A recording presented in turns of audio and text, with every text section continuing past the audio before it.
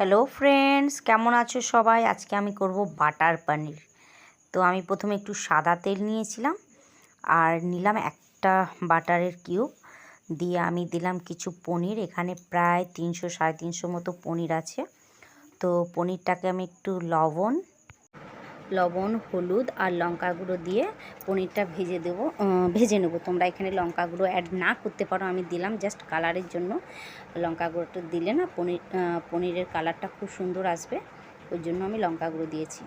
লঙ্কা গুঁড়ো দিয়ে হালকা হাতে একটু পনিরগুলো ভেজে নেব। দেখো পনিরের কালারগুলো কি সুন্দর এসছে, অসাধারণ সুন্দর। তো চলো আমি এগুলো তুলে নিই। তারপর আমি একই কড়াতেই আমি পেঁয়াজ কুচি করে রেখেছিলাম, পেঁয়াজ আর দেব অল্প আদা আর 2-4 কোয়া রসুন আর কিছু কাজু দেব আর টমেটো দেবো। এই সমস্ত মশলা আমি কি করব, ভেজে নেব। এইরকমভাবে ভেজে যদি রান্নাটা করি না, খেতে কিন্তু দুর্দান্ত লাগে। তো তোমরা একবার এরকমভাবে রান্না করে দেখবে, ভেজে মশলাটা আগে এরকম হালকা ভেজে নিয়ে তারপর পেস্ট করে তারপর রান্না করে দেখবে, খেতে কিন্তু অসাধারণ লাগে। তো চলো আমি ভেজে নিচ্ছি। আর ভাজার সময় এত সুন্দর গন্ধ উঠছে, কি বলবো তোমাদের, একবার ট্রাই করে দেখো, অসাধারণ লাগে। তো আমার ভাজাটা প্রায় হয়ে গেছে, দেখো একটু একটু সব কিছুতেই কালার এসছে। আমি এরপর এটা তুলে নেব। তুলে ঠান্ডা হলে কিন্তু অবশ্যই মিক্সিতে পেস্ট করবে, আর যদি সিলে পেস্ট করো কোনো অসুবিধা নেই। তারপর আমি আবার দিলাম 1 চামচ বাটার। পুরোটা রান্নাটা বাটারই হবে যেহেতু বাটার পনির।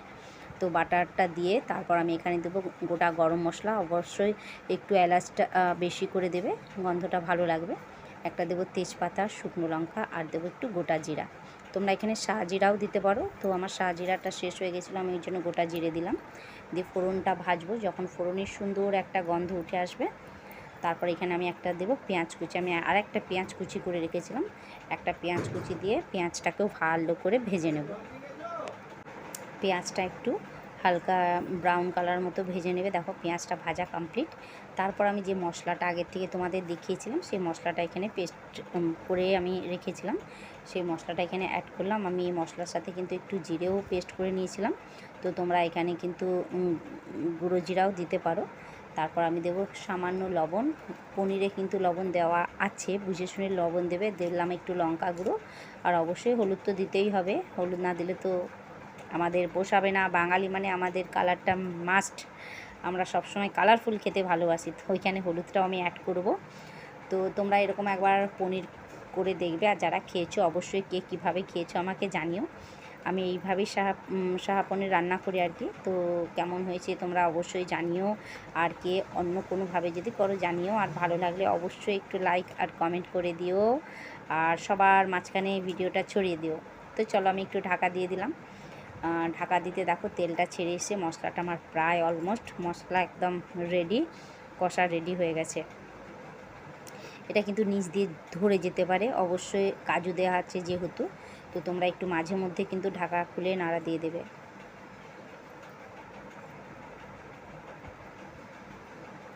এরপর আমি যে পনিরগুলো ভেজে রেখেছিলাম, পনিরগুলো এখানে অ্যাড করে দিলাম।